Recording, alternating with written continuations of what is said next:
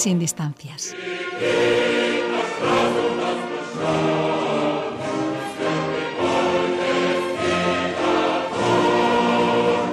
La existencia de la Unión Soviética, conocida como Unión de Repúblicas Socialistas Soviéticas, se remonta al año 1922 y se prolonga durante casi 70 años hasta finales de 1991.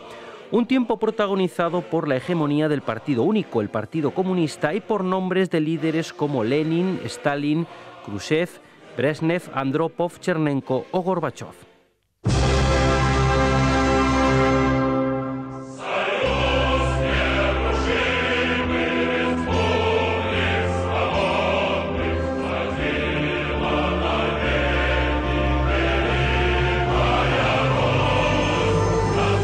La Unión Soviética y sus estados satélites de la Europa Oriental estuvieron involucrados en la Guerra Fría, la larga rivalidad que les enfrentó a los Estados Unidos y a sus aliados occidentales tras la Segunda Guerra Mundial. Un conflicto que fue la clave de las relaciones internacionales durante casi medio siglo. El lanzamiento de las bombas atómicas de Hiroshima y Nagasaki espolearon el proyecto nuclear ruso, que ya se había iniciado unos años antes. A partir de 1945 y en medio del drama mundial, el gobierno de Stalin ordenó la fabricación urgente de bombas atómicas con las que hacer frente al desequilibrio político que se había generado. La URSS detonó su primera bomba atómica a finales de agosto de 1949.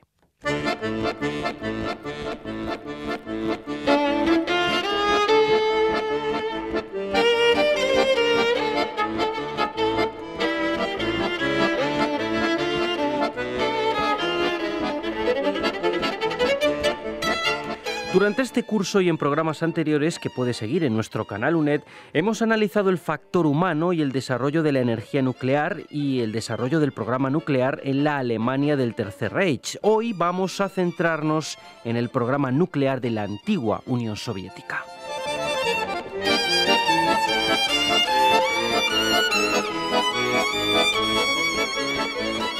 Para ello nos acompaña una vez más una persona que conoció a través de una exhaustiva investigación a relevantes científicos occidentales y soviéticos responsables de la fabricación de las primeras bombas atómicas.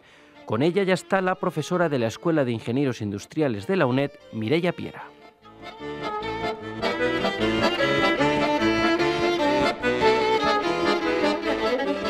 Soy Mireia Piera, profesora de Ingeniería Nuclear de la Escuela de Industriales, y contamos otra vez con la profesora Natividad Carpintero, que ya hemos hecho este curso 2 programas con ella. Recordarles que es doctora cum laude con premio extraordinario por la Universidad Complutense de Madrid, es profesora titular de la Universidad Politécnica de Madrid, miembro fundador y secretaria general del Instituto de Fusión Nuclear de la Politécnica. Es diplomada en Altos Estudios de la Defensa por el CSDEN y académica correspondiente de la European Academy of Science. En el año 1991 recibió el Premio Alfonso XIII de Historia de la Ciencia Aplicada de la Real Academia de Ciencias Exactas, Físicas y Naturales. Ha impartido numerosas conferencias, tanto en Hispanoamérica como en Oriente Medio, en Estados Unidos, en la Unión Europea, en Australia, en la URSS y en la Federación Rusa, país que desde 1989 ha visitado en distintas ocasiones, invitada por la Academia de Ciencias y el Instituto de Física Lebedev de Moscú.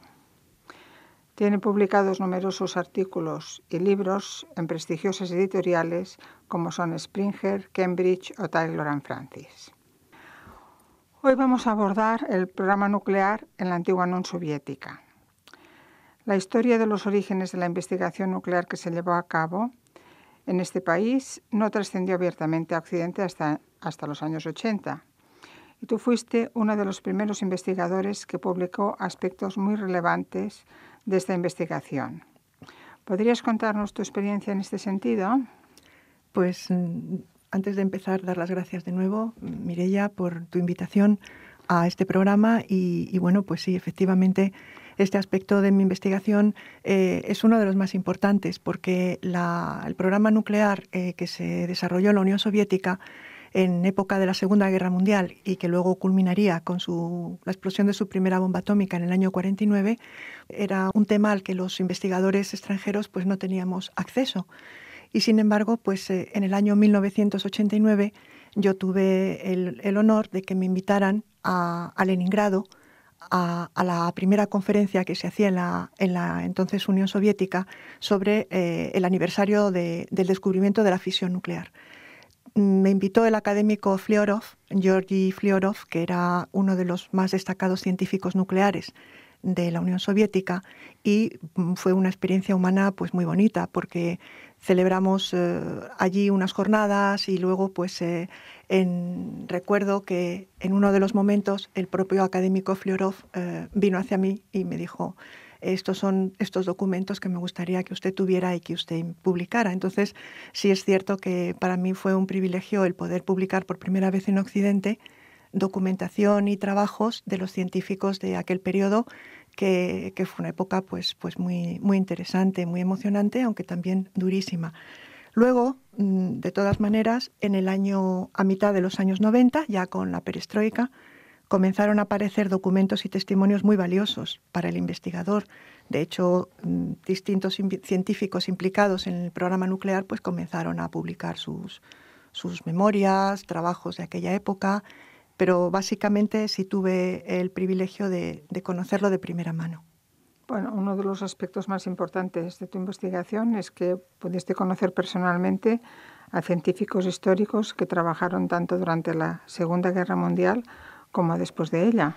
Sí, esa fue también otra característica de esta investigación, a la que debo el apoyo del Instituto de Fusión Nuclear, también al profesor Guillermo Velarde, por haberme permitido pues, realizar pues, los viajes que tuve que realizar allí y haber conocido pues, a científicos como Víctor Adamski, que era un compañero personal de Igor Kurchatov, compañero de Andrei Sájarov, al que luego le darían el Premio Nobel de la Paz, luego a otro científico relevante que era Lev Feoktistov, que era jefe de la división del Instituto Lebedev de allí, de Moscú, a Georgy Fliorov, que fue uno de los más destacados, a Konstantin Petrizhak, asimismo pionero en la investigación nuclear, y luego pues a toda una serie de personas implicadas en esta investigación, como Jalaknikov, compañero de Lev Landau, o Boris Altshuler, hijo de Lev Altshuler, también uno de los científicos históricos, y sí fue muy, muy interesante y muy emocionante conocer personas que habían vivido todo aquel periodo, no solamente durante la Segunda Guerra Mundial, sino luego posteriormente también. Fue una investigación muy, muy apasionante.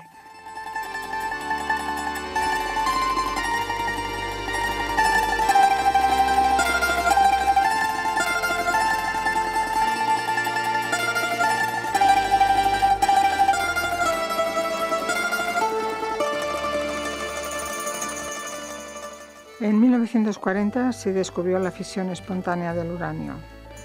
¿Cómo influyó esto en la Unión Soviética? Bueno, la Unión Soviética llevó a cabo hitos científicos importantísimos, a la par que se podían hacer en Occidente. Lo que pasa es que en aquella época no trascendía debido a la política de comunicación que se llevaba. Lo cierto es que la investigación nuclear, desde el descubrimiento del radio, se había seguido con mucho interés en la Unión Soviética. De hecho, en 1922, el científico ruso Vernadsky había fundado en Leningrado el Instituto del Radio, y allí se hacían investigaciones de muy alto nivel.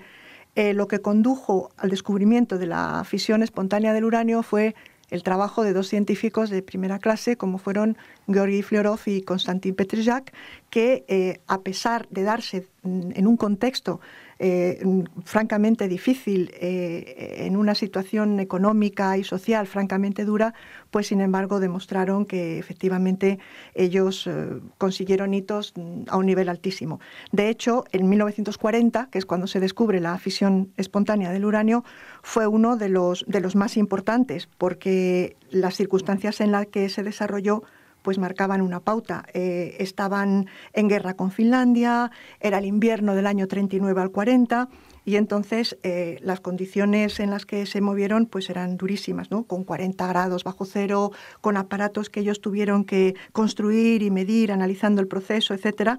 Y la verdad es que fue un descubrimiento muy importante. Al final lo pudieron publicar con una serie de avatares, porque en aquella época las comunicaciones estaban muy condicionadas por la guerra, pero finalmente pues se llevaron un poco la alegría de haber sido ellos los descubridores, ¿no? Con el temor de que siempre se tiene de que otros científicos estuvieran haciendo lo mismo y pudieran... Pero bueno, eso no les preocupaba mucho, les importaba mucho más el hecho en sí mismo. El 6 y el 9 de agosto de 1945, Estados Unidos arrojan las bombas en Hiroshima y en Nagasaki. ¿Cuál fue la reacción de Stalin? Bueno, el fin de la Segunda Guerra Mundial, a partir de la rendición oficial de Japón el 2 de septiembre del 45, fue considerado por Joseph Stalin como un factor perjudicial para sus fines expansionistas, pues el 8 de agosto se había entregado al embajador en Japón, en Moscú, una declaración de guerra para que éste le hiciera llegar a su gobierno. Era la época en la que las declaraciones de guerra se hacían con cartas diplomáticas. La guerra con Japón era interpretada por Stalin como un medio para consolidar sus posiciones estratégicas en Extremo Oriente y parece ser que la explosión de Hiroshima y Nagasaki le enfadó mucho. Algunos analistas han querido ver en el bombardeo de Hiroshima y Nagasaki no el acto final de la Segunda Guerra Mundial, sino el primer acto de la Guerra Fría diplomática, como añadía, por ejemplo, Gladkot en su libro La Guerra Desconocida. Lo cierto es que, efectivamente, a partir de ahí, a partir del año 1945, el proyecto nuclear ruso tomó un nuevo impulso que había sido comenzado durante la guerra, pero que se había paralizado precisamente a consecuencia de esta, ¿no? Y a partir del 45 pues ya se vuelcan recursos y un esfuerzo inmenso en un país devastado para que efectivamente pudiera conseguir su arma nuclear con la que establecer un equilibrio con respecto a Estados Unidos que se había roto a partir de Hiroshima. Entre los muchos aspectos poco conocidos de este periodo histórico fue el hecho de la participación de los científicos alemanes en el proyecto nuclear soviético para la fabricación de su bomba atómica. Sí, la verdad es que es un aspecto que es poco conocido porque no fueron muchos los científicos alemanes que colaboraron en el proyecto nuclear soviético. Empezaremos por decir que en el año 1943 Stalin había creado el servicio de contrainteligencia que se llamaba el SMERSH, significaba más o menos muerte a los espías. Este servicio de contrainteligencia avanzaría en la retaguardia del Ejército Rojo hacia Alemania y sus instrucciones básicamente era buscar a desertores, confidentes o agentes dobles para poder perseguir o detener en territorios ocupados. Una de las misiones que tenía este grupo, este SMERSH, pues fue la de ver los científicos alemanes que habían estado trabajando en el proyecto nuclear alemán. Y según la investigación que lleva a cabo Pavel Olenkov, según publica este investigador ruso, en marzo del 45 se dio la orden para que el SMERSH localizara y llevara a la Unión Soviética a cuantos científicos alemanes pudiera localizar que hubieran trabajado en este proyecto. Ciertamente la mayoría de los centros de investigación nuclear alemanes estaban ya vacíos, como hemos visto cuando vimos el último programa, o estaban evacuados y los científicos más importantes habían sido ya detenidos por el grupo Alsos, que había creado el gobierno americano precisamente con esta intención. No obstante, algunos científicos como Manfred von Arden, que tenía su laboratorio en Berlín, se mostró de acuerdo en colaborar con la Unión Soviética, con lo cual tanto él como su equipo y material fueron trasladados allí. Lo mismo ocurrió con Gustav Hertz, que era premio Nobel de Física en 25, con Peter Thyssen, pero no fue el caso de Nikolai Riel, que era un científico de primera línea que trabajaba para la Auer-Gesellschaft y un experto en metalurgia del uranio. Él fue trasladado a la Unión Soviética con el compromiso de que dentro de poco tiempo volvería a Alemania. Sin embargo, pues parece ser que pasó allí una serie de años que no esperaba. Lo que hicieron las autoridades soviéticas fue distribuirlos en distintos centros, algunos creados expresamente para ellos. En conjunto, el número de científicos alemanes que colaboraron en el proyecto nuclear soviético llegó a ser numeroso. En principio, con von Arden llegaron a trabajar 300 científicos, algunos habían sido sacados de campos de trabajo, como los de Krasnogorsk o Poznan, y que luego, cuando acabaron sus investigaciones, pues algunos fueron devueltos a los campos de trabajo. Pero sí, efectivamente hubo una serie de científicos que trabajaron en el proyecto soviético, participando con su investigación.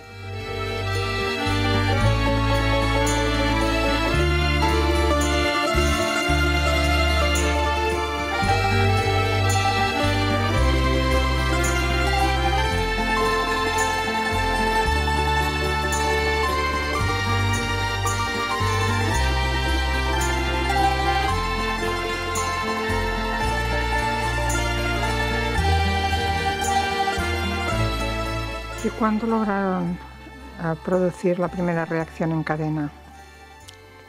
El 25 de enero de 1946, Igor Kurchatov, que era el director del proyecto nuclear soviético, tuvo una reunión con Stalin, en la cual este ordenó que el trabajo debería hacerse a gran escala y había que ayudar a científicos que, según sus propias palabras, decía que era gente muy modesta y muchas veces no se daban cuenta de lo mal que vivía, aunque yo creo que seguramente sí se daban cuenta. Ciertamente, el 25 de diciembre del 46, Kurchatov y sus compañeros Panasiuk, Feldovich, Dubovsky, Petzner, Frusov, Babulievich, Pomeranchuk y otros más lograron producir la primera reacción nuclear en cadena, el reactor de uranio moderado por grafito, que habían construido en lo que se conocía como Laboratorio número 2, que hoy en día es el Instituto de Física Kurchatov, que se encuentra en Moscú. Y habían conseguido esta reacción en cadena autosostenida con 46 toneladas de uranio y 450 toneladas de grafito. Ahí se produce un hecho histórico que al investigador nos interesa, porque todos los trabajos que se estaban llevando a cabo para conseguir esta primera bomba atómica eran supervisados por el comisario del pueblo para Interior, Laurenti Beria. Laurenti Beria era una persona que imponía el terror con su sola presencia y sus comentarios siempre daban miedo porque no se sabía muy bien lo que podía pasar. Era una de las personas más temidas del régimen de Stalin. Lo cierto es que Beria, acompañado de una comitiva, pues fue ese día a confirmar que efectivamente se había producido la reacción nuclear en cadena autosostenida, que era prácticamente el principio del éxito final de la construcción de la bomba desde el punto de vista científico. Algunos de los historiadores soviéticos se han referido a los laboratorios de investigación para la fabricación de la bomba atómica como el archipiélago blanco. ¿Por qué? Sí, es ciertamente. Lo ves en distintas crónicas. Una vez conseguida la reacción nuclear en cadena, se planteó obtener el uranio necesario para seguir con el proyecto, construir las plantas industriales para la separación isotópica y los reactores para la producción de plutonio. Prácticamente a finales del año 48 se habían localizado los principales yacimientos de uranio en distintas partes de la geografía soviética, básicamente en la zona más occidental de Siberia, en la zona del río Kolyma, donde allí se descubrieron varios yacimientos. En aquella época, Mireia, se construyen los laboratorios Sverdlovsk 44, Sverdlovsk 45 y Chelyabinsk 40, que prácticamente surgen de la nada como centros fundamentales para la producción de plutonio a gran escala. La zona elegida es la zona de los Montes Urales, porque formaba parte de una naturaleza rica en lagos y bosques, lo que les daba de por sí un aislamiento geográfico natural. Eran ciudades cerradas por doble muralla de alambres, patrulladas día y noche por guardias armados. Sí tenemos que decir que el aislamiento de los científicos soviéticos en cuanto a seguridad, podía ser similar a la de sus compañeros en Estados Unidos, en Los Álamos, pero había una variante más negativa, y era la presión que sentían personalmente para poder trabajar, digamos que sin equivocarse, ¿no? Era una presión que se imponía a través de los órganos de seguridad del Estado, y es verdad que había un ambiente bastante tenso. Por otro lado, otro de los centros más importantes que se construyó en esta época pues fue precisamente el centro de Arzamas 16, que se construyó en 1946 en el pequeño pueblo monasterio de Sarov, situado a 400 kilómetros al norte de Moscú. Este pueblo desapareció de los mapas oficiales para convertirse en el segundo centro de investigación más importante después del laboratorio número 2 que estaba en Moscú, como hemos visto el Instituto de Kurchatov hoy en día. Sarov comenzó llamándose KB11, algo así como Despacho para Diseño 11, y hoy en día corresponde al Instituto Panruso de Investigación de Física Experimental, que es conocido en general con el nombre de Arzamas 16 y es prácticamente hoy en día el centro nuclear más importante de la antigua Unión Soviética y uno de los laboratorios cerrados de la antigua Unión Soviética y uno de los centros más importantes actualmente de la Federación Rusa.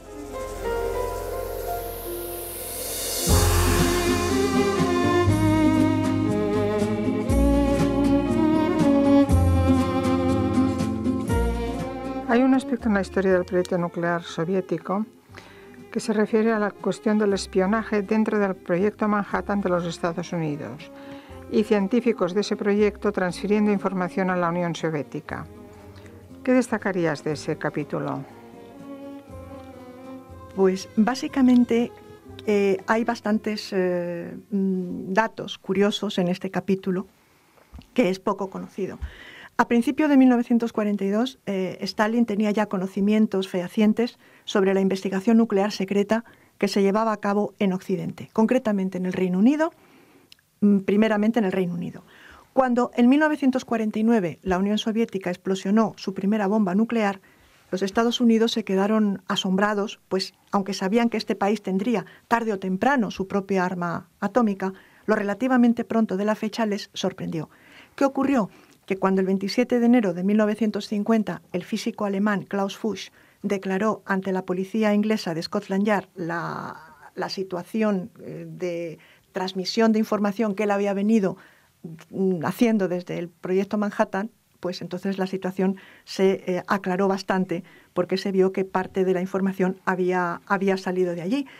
Lo cierto es que hay también que tener en cuenta que cuando el Tercer Reich invadió la Unión Soviética en 1941, Winston Churchill dijo públicamente que el peligro que corría Rusia era un peligro para Inglaterra y para los Estados Unidos, y propuso ofrecer ayuda técnica, económica, etcétera, a Stalin. Estas palabras de Churchill, de hecho, se materializaron en un acuerdo de cooperación firmado en 1942 entre el ministro de Asuntos Exteriores ruso, Molotov, soviético, y el embajador británico en Moscú, Stafford Cripps.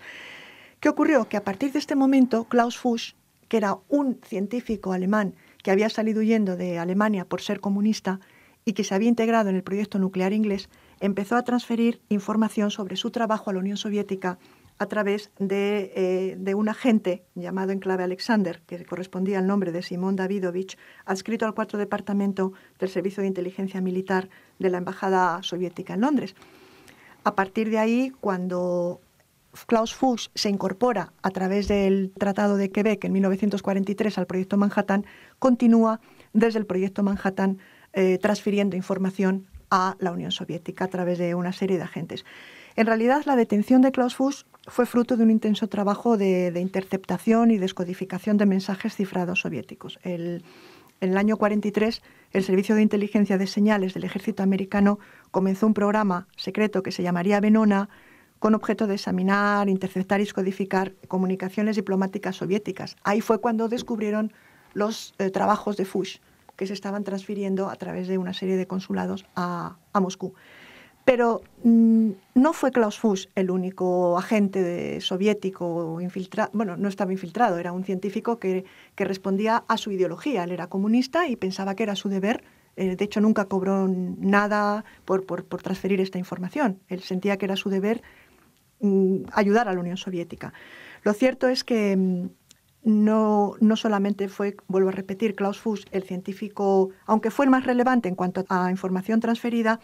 Lo cierto es que hubo una serie de científicos y de tramas de espionaje en Estados Unidos que pasaron información. ¿Cómo se descubrió esto? Pues de una manera fortuita. En el año 1945, el agregado Igor Guzenko, que era el agregado de cifra en la embajada de Ottawa, de la embajada soviética en Ottawa, pidió asilo político en Canadá a cambio de poner a disposición una serie de papeles que hablaban de una trama de espionaje que había actuado en Estados Unidos durante la Segunda Guerra Mundial. A raíz de ahí pues, se descubrieron otros actores implicados, como por ejemplo pues, el matrimonio Rosenberg, que luego de hecho fue ejecutado en la silla eléctrica, aunque su implicación en la transmisión de secretos nucleares nunca fue siempre un poco confusa, porque realmente no. Luego, con respecto a Klaus Fuchs, que es prácticamente el científico más destacado en este sentido de transferencia de información, pues cuando fue detenido en Inglaterra se le condenó a 14 años de cárcel, acusado de haber violado el acta de secretos oficiales, pero no fue acusado de traición porque la URSS en la época de la guerra había sido un aliado, de hecho un país aliado y no enemigo, con lo cual pues luego hubo también varios casos de otros agentes que pertenecían también a Inglaterra, Nunmey, etcétera. Es un capítulo interesante, pero siempre diciendo por encima de todo que toda esa información que se recibe en la Unión Soviética, básicamente llegaba a manos del director del proyecto nuclear Kurchatov, se tomaba con mucha cautela, porque no sabían muy bien si era para producir desinformación o exactamente cuál era su objetivo, con lo cual los científicos soviéticos llegaron a producir su primera bomba nuclear en el año 49, pero lo hubieran conseguido a lo mejor con un par de años o menos más tarde. Es decir, no quita ningún mérito esta transferencia de información a la valía de los científicos soviéticos que realmente integraba un equipo de científicos de primera clase. Pero sí, ayudó de alguna manera a comparar y a tratar datos.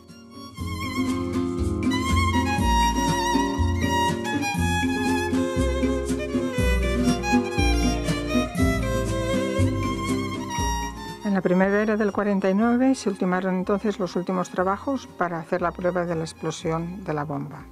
¿Qué destacaríamos de esos días?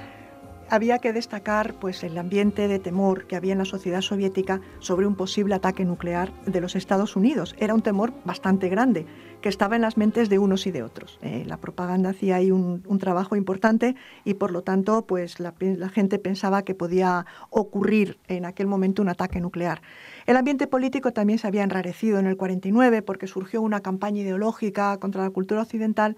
Y este era el ambiente en el que finalmente, pues el día, en este mes de agosto, se decidió que había que explosionar, hacer la prueba de a ver si la bomba había sido bien construida o no. Y el 29 de agosto del 49, al amanecer, se explosionó en un polígono que se había seleccionado al respecto en la región de Kazajistán y finalmente pues la explosión fue un éxito desde el punto de vista de lo que se pretendía conseguir. Y ahí sí quiero destacar pues cuando hablé con Georgi Flyarov, que era uno de los científicos nucleares más destacados, el segundo prácticamente después de Kurchatov, yo le pregunté qué habían sentido. Él me dijo literalmente que después de la explosión fue como si Kurchatov se hubiera quitado un peso de encima, porque había un 10% de posibilidades de fracasar. Salió del fortín gritando, ahí está, ha funcionado, ha funcionado.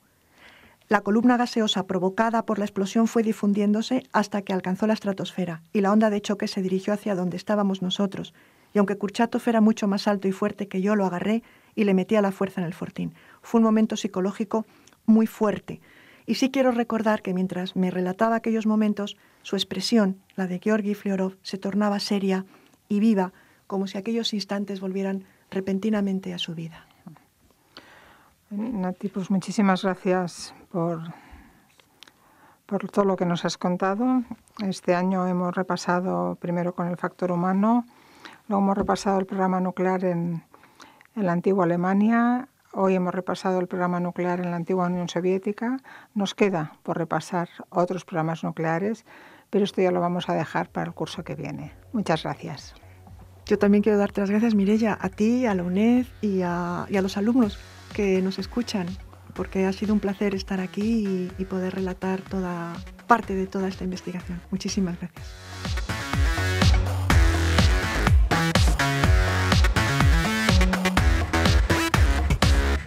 Muchas gracias a la profesora Mireia Piera y a nuestra invitada Natividad Carpintero. Si te interesa este apasionante mundo de las vicisitudes históricas que supusieron la fabricación de las bombas atómicas y el nacimiento de la Guerra Fría, puedes acudir al libro La bomba atómica, el factor humano en la Segunda Guerra Mundial, que ha publicado precisamente nuestra invitada.